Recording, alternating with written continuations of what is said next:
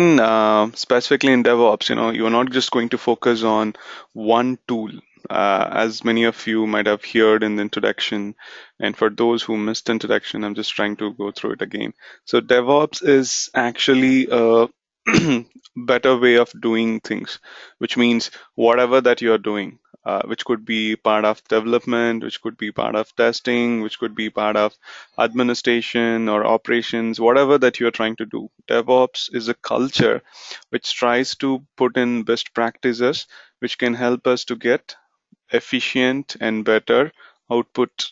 Okay, so that the time and the cost, whatever that you're going to put into whatever task you're doing, is reduced. So, in that way, one of the important area where each individual that they face problem is virtualization. Okay, that is when we use tools like Docker. So to first understand Docker or what do we need, let us first understand what are the problems that people face. So now when you take a developer, or it might be a QA engineer, anyone who is working on the development side or the development community, so who are striving to get the product with better quality and get it released. So when these people are trying to work, everyone need their own machine, right? So regardless of what kind of engineer you're going to be, you need a machine. Now, why do you need a machine? You need a machine because you have certain tasks to do, and for that particular task, you need a specific architecture or a specific operating system, and then in that, you need some specific applications based on which you will be running. So now, for every user who is working in an organization or on a product, everyone needs a machine. That is the first point. And the second thing is, it is not possible for everyone to work on the same machine. So ideally, we need different machines. And again, all these machines are not going to be the same because say if a person from a development is doing some task, he needs a machine based on his requirement. And if a guy from QA is working, and again, he needs a different machine. And within the same team, say one guy is working on another product and the other guy is working on some other product. So even though within the same team, the requirement might be different. So everyone need different kind of machines. So what are the general problems that the user might face is if you go to one machine to another machine, you need the same set of files or libraries. In general, whatever dependencies that you have, everything should be there. So when I say different dependencies, these are nothing but the applications or in general some files or libraries from which you can run your application and service. Now all these things to be present in the machine. So now say if you're moving again from one machine to the other machine, you need to check and verify whether all these things are present or not. Okay, now in case if it is not there, then you have to do certain maintenance to get it done. That is one of the problem. The next one is portable environment. Portable environment means now it's not just about libraries. Say you had something put in a specific machine and you need to have the same environment on that machine also. For example, you had your machine, you had put all the content into a folder. Okay, now if you're trying to take the same thing to a new machine, you need to have the same directory as a small example so that you will have the exact environment there also. So it is not so possible to port in the sense if you are doing something in one machine, if you want to do the same thing on other machine, that is what we call it as port, wherein whatever that you did here you should be able to do there. So that is what in the technical term we call it as porting or portability. So portability means whatever that you did in one machine, you should be able to do it in same way on other machine. Okay, now for that, there are so many problems that you might face. Like I said, your account will not be there, you don't have libraries, you don't have the directory, or you don't have the environment. Say, suppose if one thing is on Windows and the other machine is on Unix, then things will not work. So like that, there are so many problems which user faces. And not only that, as I said, the platform also depends. Now, if you ran some command in one operating system, the same command might not work on the other operating system. So for a user, if we see, the portability issues are huge, and because of that, it's not easy for anyone to replicate a task. So on today's release tasks that we do, we have to do so many replications and we need so many machines because of automation. So if you keep depending on one machine to do all the tasks, it will take a long time for us. So how can you do things better? You have so many machines with you. So rather than doing one task at one machine, you can use the same task to distribute across various machines and get it done faster. So that is how one of the way automation has been completely increased. So for all these things, a user has to spend so much of time if he is trying to do it manually, right? So a waiting period is long and there's too much of effort in recreating everything. So that is one of the biggest problem from the user. Now, if you see the same task, what are the problems that operation engineer or a system administrator who is maintaining the server is going to do? So for him to keep on requesting, like if every user requests a new machine and something new, then the cost is going to be very much high, wherein he's not going to pay, but they are going to maintain it, right? So cost and performance is the important thing, because if you keep on adding newer and newer machines, there's too much of things to buy, and at the same time if you have too many things, and it's not so easy to maintain, so maintenance also becomes a biggest problem. The next thing is, now if a developer or a QA guy wants to reproduce something and if some libraries are missing, the point of contact will be a system administrator. So they have to spend their time in making sure that the efficiency of whatever machine that you're working on should also be high. Because if you keep on updating something with newer and newer things, it's not going to happen. So you have to go with new machine again. All right. So even a system administrator goes through the same problem. So for every user he's asking to do something, there's a lot of maintenance tasks which the system administrator is also going to do. And now, for a couple of guys who have already gone through this process called continuous integration or deployment, which is nothing but a process through which we can release the products very fast to the customers. Now, when you're trying to do these kind of concepts like continuous integration, now how is that you can do things faster? Now again, for that you need lots and lots of machines and you need so many things to do. Now for all these things, if you look at the end, it is not possible to keep on purchasing newer machines or keep on having different machines for every requirement. Okay, so this is one of the generic problem what people would be facing. Now, to understand how can we overcome, DevOps has a solution, or in DevOps, we have a solution for this. So one of the standard solutions that we have is by using a container ship.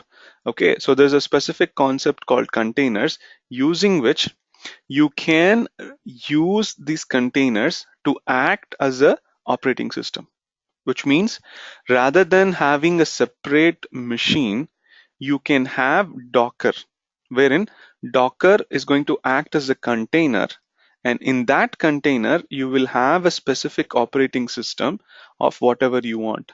But the difference is, it is not going to be a new machine, but within the same machine, you can create different Docker containers through which you can access different machines. That means now, if say you are having one machine and on that machine, if you are running two containers, so if a user wants to work, he can connect to these two containers and he can work as if he is working on two separate machines.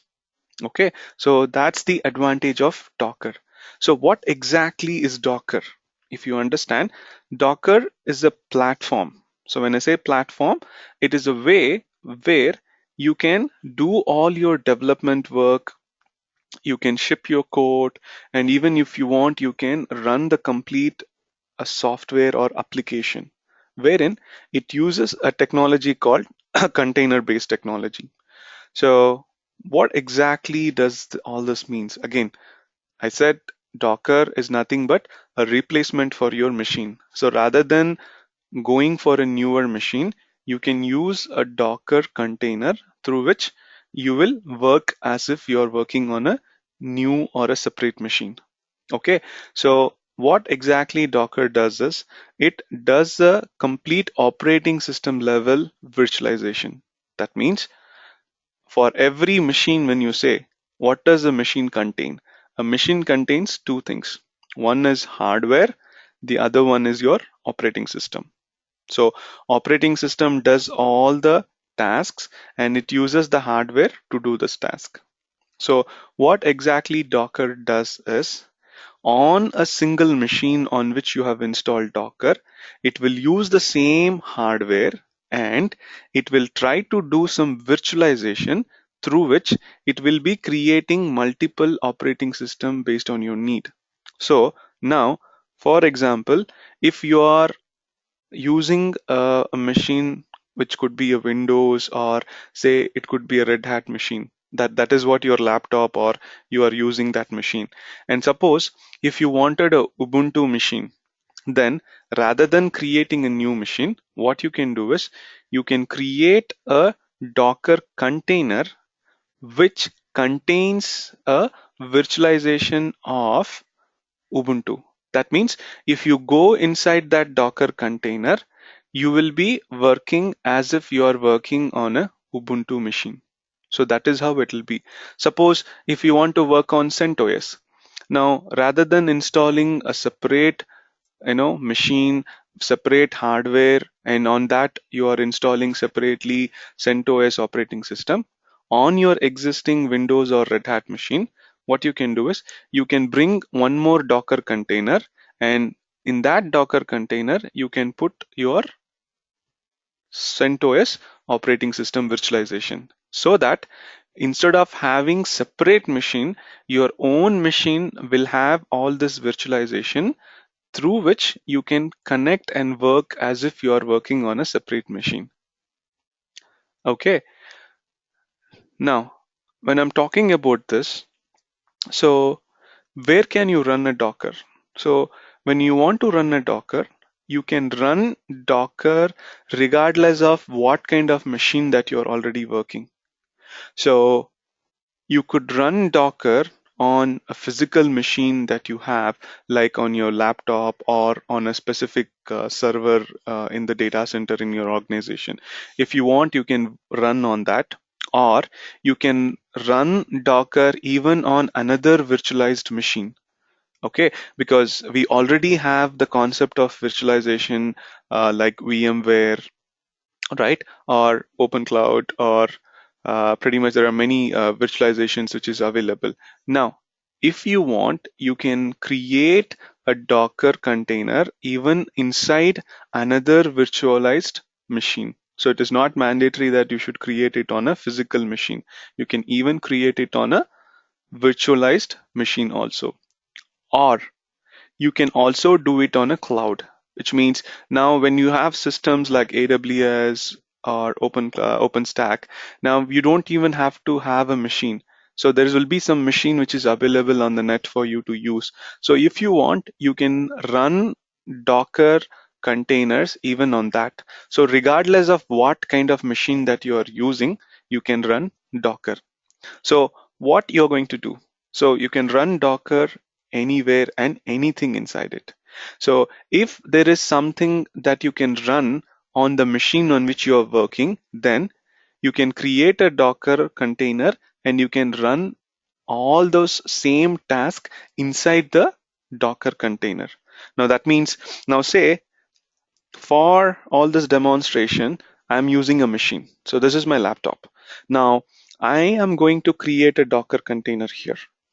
Okay. Now say for example, the machine that I'm using is Windows. And now suppose if I install a Docker container in this, now I can install any kind of operating system on that by means. Now on my Windows, if I want a Red Hat machine, what I can do is I can create a Docker container which contains a Red Hat machine. So now, rather than me creating a separate machine or having a separate laptop for me to work on Red Hat, simply on the same machine, I can have one more container wherein that container acts as a complete machine, wherein it will be having a Red Hat operating system. Now, if there is something that I can do on my laptop, I can also do the same thing inside that Docker, wherein you will feel like you are working on a Red Hat machine. So that is the point that this says. So the host is nothing but the machine from where you are creating this Docker or running the Docker. So host means that base from which you are running the Docker container. So what and all can you run on a container? There is no restriction. If there is a command or some application that you can run on your host, then it can be run on the container also or on the Docker. Okay, and the other main reason why we are going with Docker is it is quite light in weight. By talking all those things, it doesn't mean that Docker is going to take a huge space or it is not going to take too much of resources on your machine. It is very, very light in weight. And that is the reason you can create as many containers that you want inside your machine and have a replication or the concept of replication. So, okay, now that's what I was talking about Docker. Now it might be still little confusing and what is this? Why do you need it?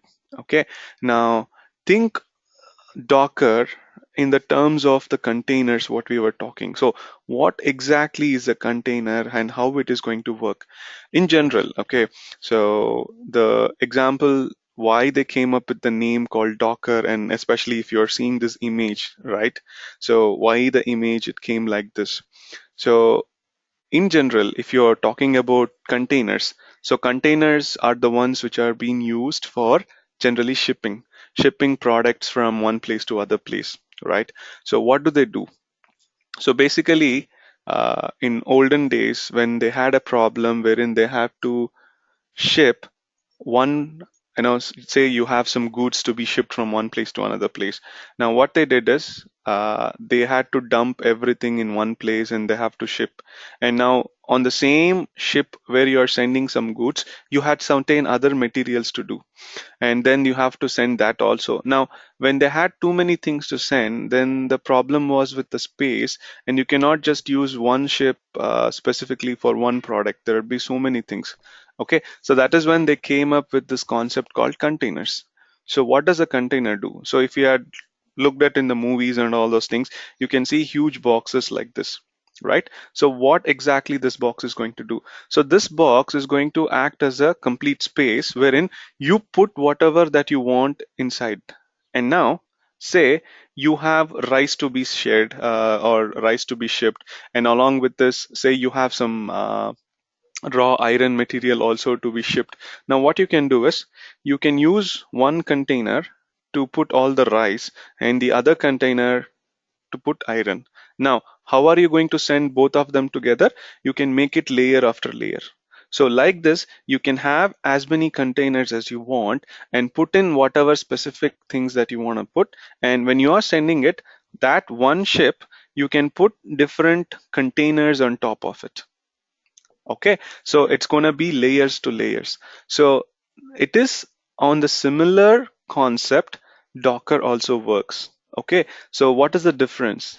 That is, now when you say a Docker container, so what and all are the things the Docker container is going to have is basically the Docker container is going to run on any of your machine, right? So it could be your laptop, it could be some of your virtual machine or like a VMware, or it could be on a cloud. So there is some machine on which you will be running Docker, right?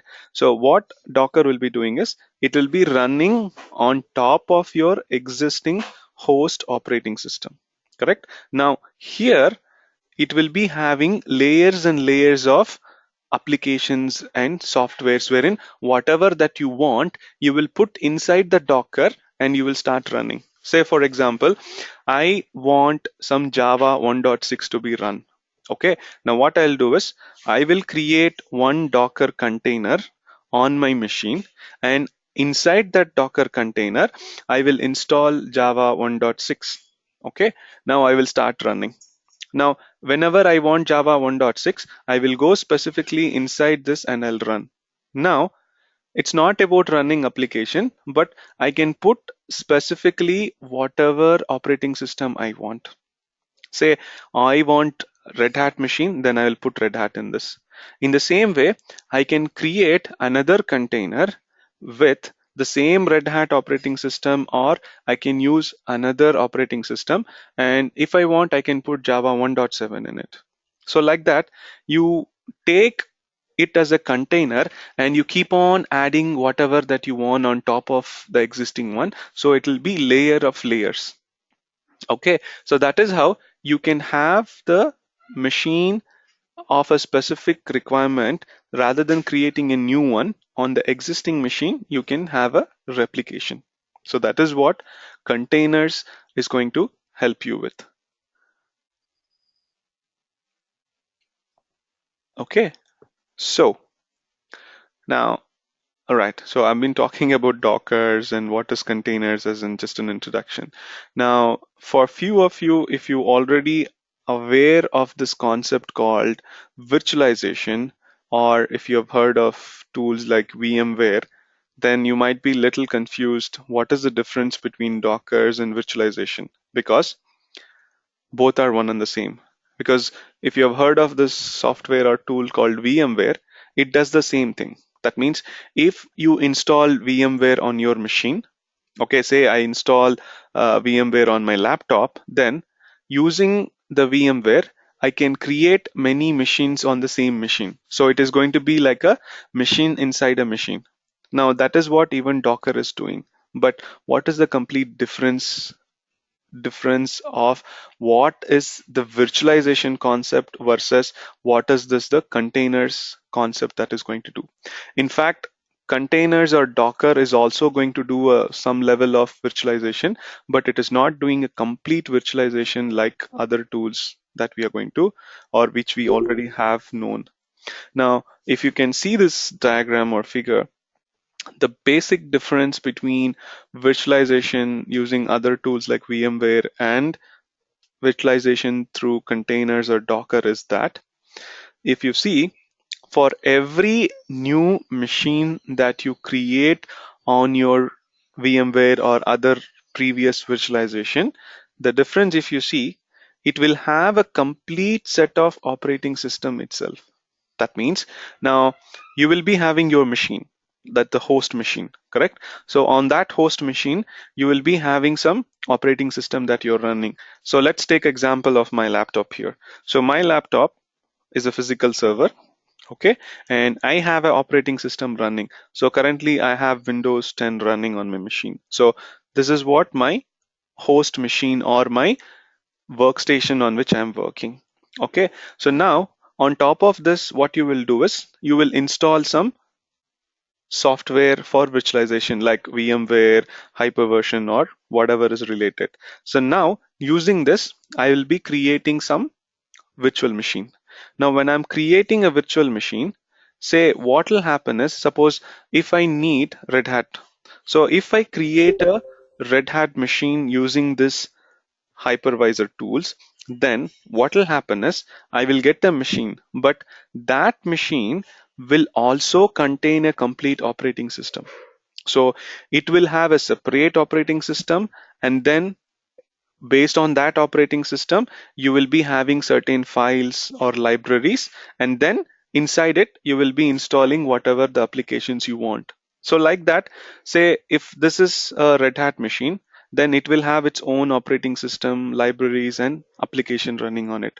Suppose if I want to create a CentOS machine, then I will create another virtual machine that will have a separate CentOS operating system, libraries, and application. Like this, every new machine that you create using this hypervisor or this virtualization concept, you will be having a new operating system and all the libraries dependent.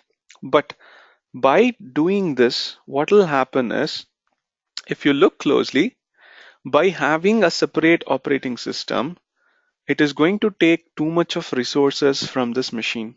That means to run each one of them, you need some specifications, right? If you are installing a new operating system, what and all things they will ask you? First thing they'll ask you is you need some space, and then they will say you need some RAM, right? So these two things are very important. So if you're buying a new laptop or if you're buying a new machine, this is what they will be asking. So what is the hard disk space you need, and then what is the RAM memory that you're going to need? So in the same way, if you are creating a new machine, then you are not buying something separately. This will occupy the existing operating systems or the existing machines resources.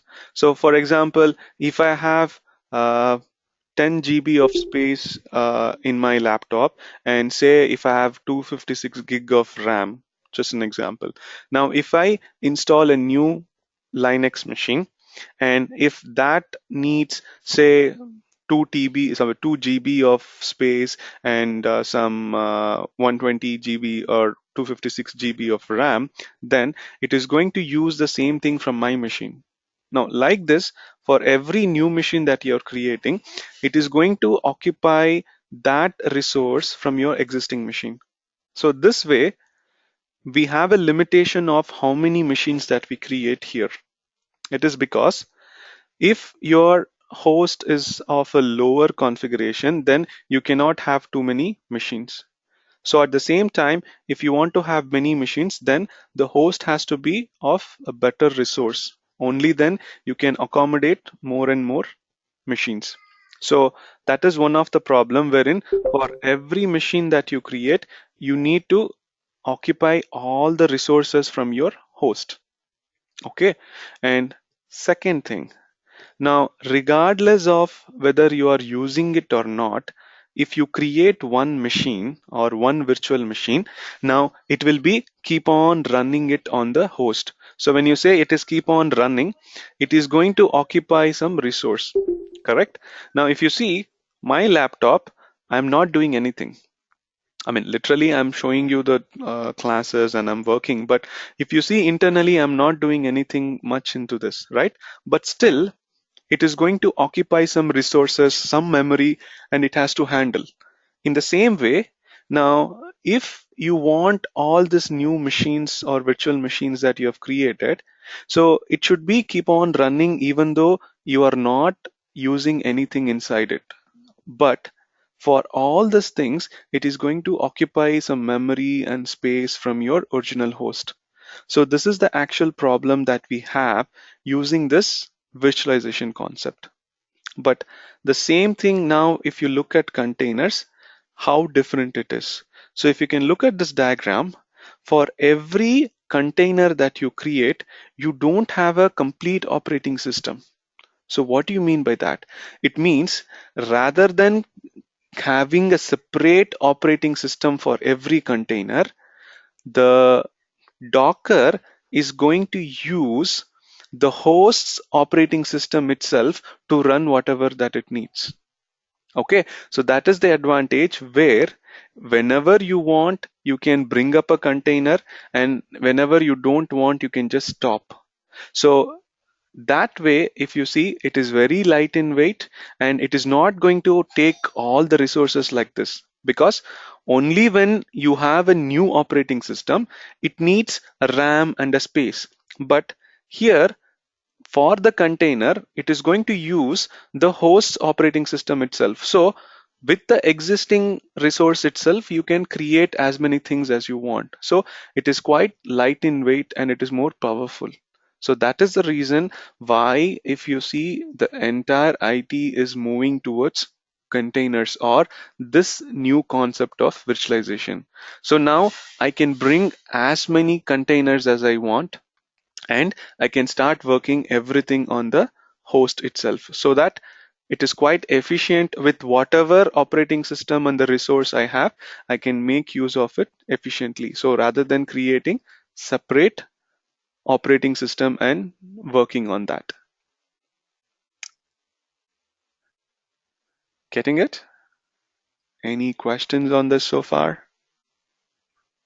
Sir, can you repeat it one more time, the Docker one, to explain about the host OS?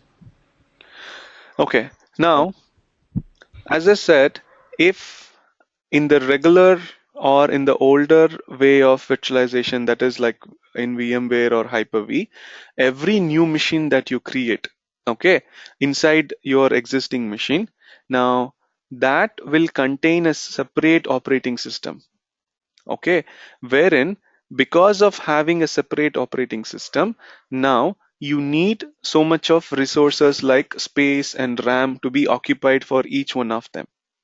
Whereas in Docker, it is not a complete operating system, but it is a container that we call. Wherein, what does a container going to contain? Container is going to contain only the libraries and files that you need, and whatever applications that you need, you will be putting inside it. And for this, where are you going to run? You are not going to run on a separate operating system like this VMs, but you are going to use the host operating system itself to run whatever that you need. So that is the advantage or difference in Docker. So you are not going to have separate operating system for each one of them. It is going to use the host operating system itself.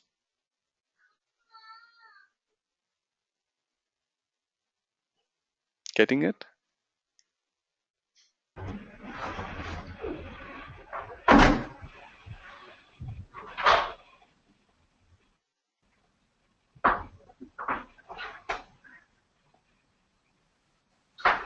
Yeah, Mohammed. Any questions?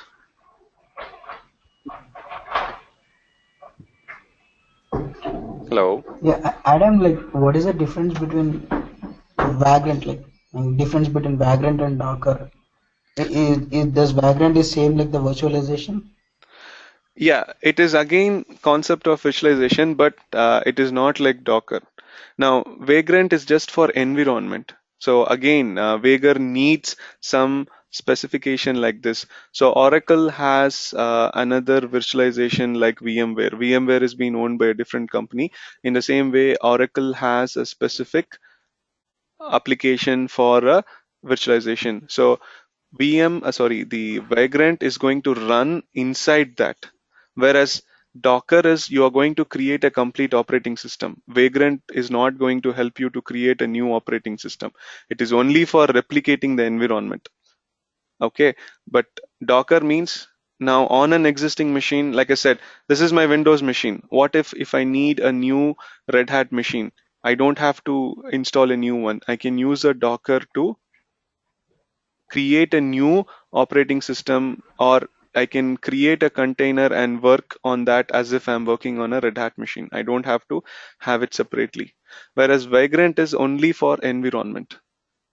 Say you have some environment in the sense the libraries, applications, whatever that you have. If you want to have it on a different machine, it's just take this and put it over there. But it will not help you to create a new machine itself, whereas Docker does that. Oh, okay.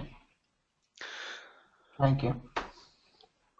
So if you try to understand now, why exactly do I need container? That's the next question that you will have. So one of the thing I said is, if you want to have different machines, now rather than having a complete operating system, which is going to take too much of resource, you can use Docker containers. And not only that, what you can do is you can replicate all the things easily. So what do you mean by replicating all the things easily? That is, now say if I am working on my laptop, I create a container which is based off Red Hat. Okay. Now I do something. Say for example, this is my container which contains the Red Hat information. So whenever I go to this container, it will be having the Red Hat image and I'll be running everything as if I'm running on a machine with Red Hat installed on it. Now on that, I will install say Java 1.5 and I will do something and I will do my task. Now, if I want to do the same thing on a different machine, then what I can do is I can simply take the same container, put in on some other machine, and I can start running it. So without any problem, if you see, you can port the data from one machine to another machine. Or now take example, if one of you want to do the same task that I am doing, now, how can I share what I've done with you? It is not quite possible, and you have to do everything from the beginning. Instead of that, I can give this container itself. Now, when I say I'm giving this container, I cannot give the same container, but I can give some concept of copying this container to you so that you can start your own container with the reference of the container that I've given. Now, using that concept, if you bring a container in your machine, you will be also accessing a Red Hat machine separately, but if you go inside the container, it will be the complete replication of what container that I am using. That means even you will have Java 1.5, and whatever that I had done in my container, you will also be getting it over there. So that is how you can actually reuse it and replicate. Now, this is the biggest advantage of why we are going to it, because if you go back to the very first slide that I was talking about, the user problem is they might use it on different machines, and porting is the biggest problem because the libraries or files, everything might be missing. But now if you are doing anything on one machine, you just take the container, a copy of that, and go to some other machine and start running. Everything, whatever you had here, you will also be having there. So now it might be a developer or it might be a QA, they can easily reproduce the environment, right? Now, if for some testing purpose, let's take QA, they are performing some performance testing. Now, they want to do a task 3 to 4 different ways so that they want to see how the performance is working. Now, the same environment has to be reproduced 3 4 times.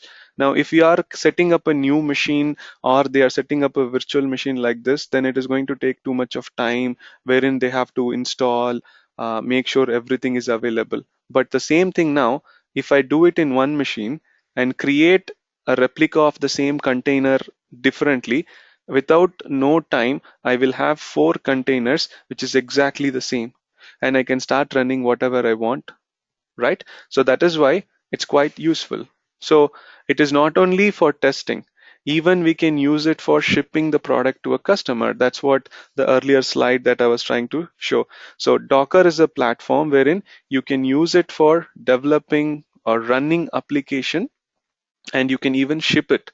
So the major advantage why people started using Docker is from the DevOps perspective. If you see, it is easy for us by which you can create new machines within the same machine without any cost.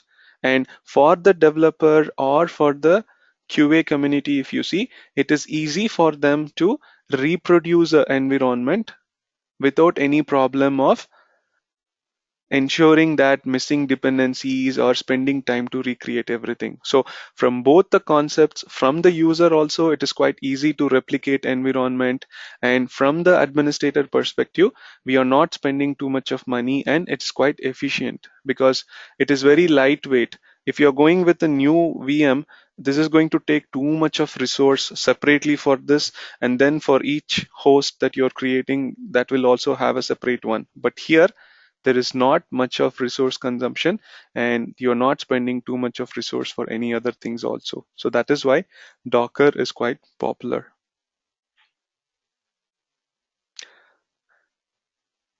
Getting it? Yeah,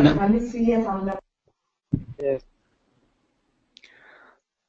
Mohammed, yes, sir. Tapasya, Himanshu, any questions? Not yet, sir. Till now, not any question.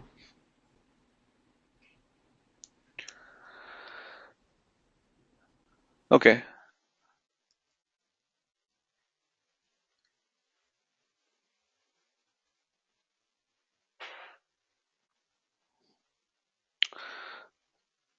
Okay. Now, how exactly you're going to do all those things? Now, the next question comes is, okay, I was talking about Docker container, Docker image, and all those things, right? So how exactly a Docker container is going to work? So what exactly do we mean by this container? What is that it is going to contain?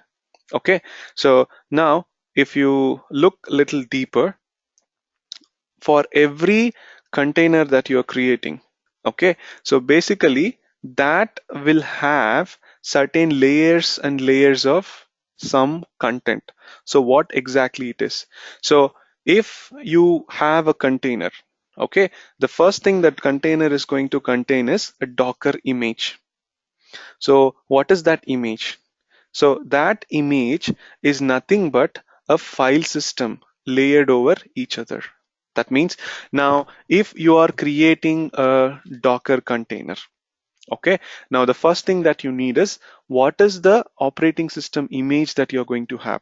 So like I said, if on my machine Windows, if I install Docker and then I want to run a container based on Red Hat, so the container's base image is going to contain a file system layer.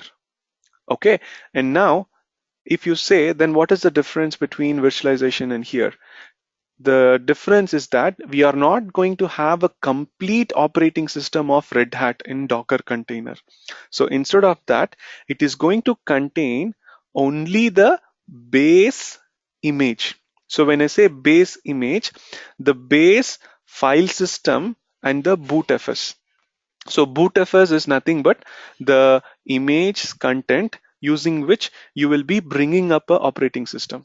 So when you say operating system, there are many things that contains inside it. Okay, so in Docker, it is not going to have a complete operating system. So rather than that, it will have only the base file system, that is the bootfs. So that is what it is going to contain. So now if you say I want to create one container, the first thing that you need is you need what is the image based on which you want to create a container. So you need to decide, is it a Red Hat machine that you want, or is it a CentOS machine you want, or is it a Ubuntu that you want, or it is a Windows. So like that, whatever machine that you decide, with respect to that, you need to first have the image, the base image based on which the container is going to put. So as soon as for the Docker you say that I need a container, the very bottom layer of that container will contain the image. So that image will contain only the bootfs, which is nothing but the actual kernel on which you are going to run everything. So this bootfs or the base image is what will specify what is the operating system that you want inside it. So that means it is not a complete operating system, but from the operating system, only the bootfs is what you are going to have in this base image. So like this, for all specific operating system that you need, there will be a specific image based on Docker using which you will be doing. So now if you create a container, you have to tell the very first thing is what is the base image that you're going to need. So if you say you need Red Hat, then the base image will contain the bootfs of Red Hat. So if you want to work on Ubuntu machine, then the container base image will contain the bootfs of Ubuntu. So like that, the first or the bottommost layer of a container is going to contain a Docker image. That is what is going to help you to run a specific command based on what image that you are going to have. And remember once again, this base image or the bottommost layer is going to contain only the bootfs, not the entire thing of a operating system. That is why it is quite light in weight. Okay, so that is the first thing. And now if you see what exactly this image is going to contain is the bootfs. And the next thing is it is actually also going to contain a file system, because whenever you say you have a bootfs or a kernel, it needs a file system. file system is nothing but in an operating system where you can store something and you can write something. Basically, you need some files to be managed, right? For example, in your Windows, if you are having a hard disk of say 8 GB, okay, when you install the operating system, generally the administrator, whoever is installing, he will say that I will create C drive, and in the C drive I need at least 1 GB of space because it is going to take all the files specific to the operating system that you're installed, right? The program files. In the same way, even when you say you have a bootfs or the base image, it is going to need some files that it needs to manage. So that is what we call it as file system in a generic way. So now the kind of file system that the Docker image going to use is a union file system. Okay, and now by using this union file system, which is going to be only on a read-only way, that means when you create a Docker container which is going to contain a base image which is of the type union file system, this is a read only. That means you cannot modify anything on the operating system. Unlike your machine, if you have your own laptop or a machine, you can go and you can change many things in an operating system, right? But that things you cannot do it on this base image because it is the only a base image which is containing only the bootfs. Nothing else is there of the complete operating system, and it is going to be a read-only file system which is of the type union file system. Okay, and if you look little closer, what exactly this is going to be, it is nothing but a tar file. Okay, that is what it will be. So now what happens is whenever you are creating or launching or spinning up a container, okay, so what Docker will do is Docker will create that container.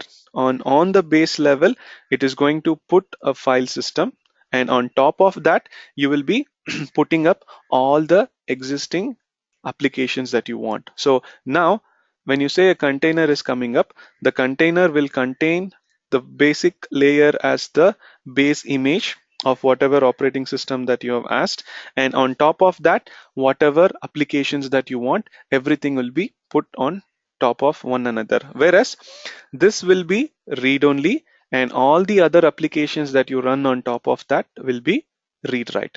That means now once I have a container with the base image, on top of that, say I install Java, and then I top of that, say I install some Perl or Python. Then on top of that, I can install Git, and then I can top of that, I can install some other specific applications. Like that, whatever you do, everything will be layer to layer. Okay, so that is what your container is going to actually have. So as I was saying some time back, anything that you are doing here, it will be specific to this container, and at any point of time, if you want, you can create a copy of this. And when you create a copy of this, you are not creating a copy of the complete container, but it will be taking a copy of the base image which is going to contain all the data.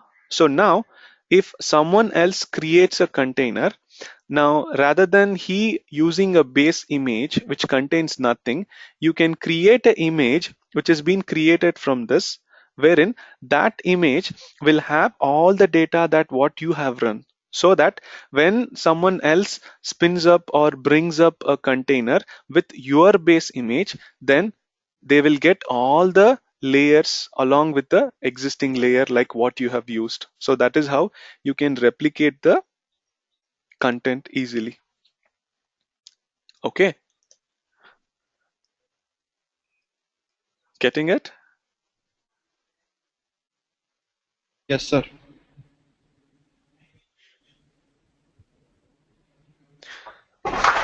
Yeah, Adam. Okay, so now so far I know it's going to be completely confused. Okay, now what exactly Docker is going to contain? So an overview is what I was giving to you. So to get a little deeper, the architecture of Docker is a way wherein it's not just one tool that runs everything. So there are various components in Docker. So what and all are they? The first one is we have the core components and then the workflow components. So what is the core component? What is a workflow component? So core component is the one using which we will be running Docker, and workflow components are the one through which we will be doing a desired task. Okay. So the first and important thing what we need to know is a Docker daemon. So a Docker daemon is nothing but a process through which you will be able to access and work on Docker. That means whenever you install Docker, so what happens is internally it will be having a daemon, or it will be having a process which will be running on the backend, and this is the one which we will be trying to connect. So whenever on any machine, if I run Docker or if I want to connect to Docker, we will be using some application, right? That application is what we call it as the daemon. Okay, but what we are going to do is we are not going to directly interact with daemon. So I will be running some specific commands to do it. So that command through which we will be getting everything done is what we call it as Docker client. So literally what it means is, so on my machine, if I enter a command called Docker, and if I want to do something, the command that I am entering, that is Docker, is called as the client. Whereas that client will interact with the daemon and it will get everything done. So whenever you install Docker, you are actually installing this daemon. That is what on the back end it will be running. And on the front end, we will be using some commands like Docker. So that is nothing but the client using which we will be giving the command, we will be giving some options, whatever that we do, right? That is nothing but the Docker client, which is going to interact with the daemon. So internally, these are the two components which will actually be running on every machine. So if you say Docker is running, no, it is not Docker, but there is a daemon for Docker which is running. And all the commands that you enter is called as the client, through which we will be getting some particular functionality like creating a container, stopping a container, or whatever you do. That commands that you invoke is through the Docker client. Okay. Then now coming with the next thing. So as I said, the next things what you will be doing is once you have the Docker installed, you will be running certain things. So that is when we create a Docker container. So what is the container? So container is nothing but the box, or it is the one which is going to help us to have a separate machine. Now inside the container, you will be having the images, and then you will be having all the applications that you want running in this container, and this will be running on top of this daemon. Okay, so container is the one through which you will be able to run your application specific to a operating system that you want. So as we just sometimes saw, every container will contain an image that is called as a Docker image. So that is going to contain the actual environment, that is what operating system that you want, and also what are the specific applications that you want to run on that. So like that, the image is the one that is going to run everything, and this is going to present inside the container. Okay, so these four are the important components of Docker which we will be working day to day. Now, in addition to this, we also have something called as registry. Now, what is this registry used for? So if you see the image that we need for a Docker container, right? So it is not a regular operating system image that you will be using to install operating system.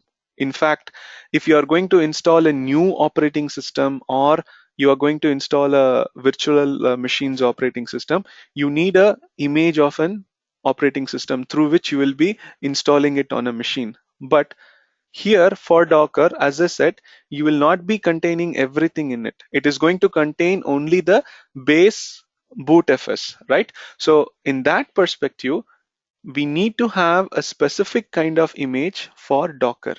So how are you going to get it? How are you going to store it? all those things is what we will be doing it using this Docker registry, or it is a place where you can get all the Docker images. And not only that, as I said, if you have a container and if you want to share it with others, you can create an image based on your container, and that can be used by someone else. So like that, other than the base image, if we are creating our own images based on a container, then that is also going to be stored in this place.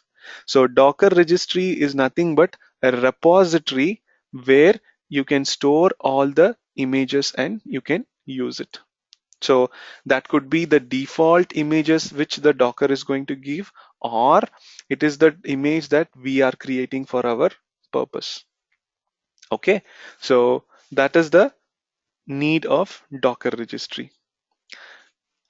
Now, along with this, there might be some cases wherein you want to create your own image from the scratch. So one of the way that I said is either you can use a standard image which Docker gives, or you can create an image from an existing container. That is one way. Or say that I want to have an image with some specific instructions. So I want to create my own image from the scratch in a different way. So in that case, we have a concept called Dockerfile, using which you can create your own image. Okay, so we'll be going into all these things deeper, but this is just for your understanding to know what is it, because when we are starting the practicals later, you shouldn't be confused. So to mainly run, so say now when I install Docker on my machine, actually I'm going to install this daemon which will be running. Then I will be using some command through which I'll get some task done. So that command, that whatever that we are going to run, is called as the client. And whenever you are running the Docker command, that is the client, so you are going to create a container through which you will have a specific machine and do some task. And in that, the container is the one that is going to contain everything. And inside the container, you will have the image, and on top of the image, you will be putting your specific applications. Okay, and for every image that you are going to use or you are going to create, you need a Docker registry, which is nothing but a repository where you are going to store. Okay, and additionally, anything that you want to create the image from scratch based on your own requirement, then we will use this concept called container to create them.